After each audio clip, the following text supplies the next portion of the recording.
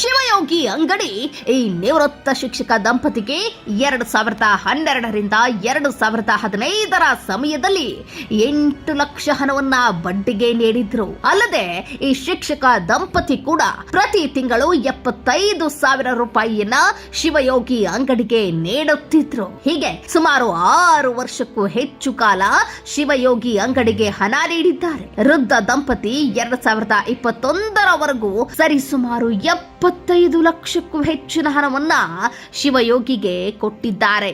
ಆದ್ರೂ ಶಿವಯೋಗಿ ಅಂಗಡಿ ಮಾತ್ರ ಇನ್ನು ನೀವು ಬಡ್ಡಿ ಕಟ್ಟಲೇಬೇಕು ಅಂತ ವೃದ್ಧ ಶಿಕ್ಷಕ ದಂಪತಿಗೆ ಪೀಡಿಸುತ್ತಲೇ ಇದ್ದ.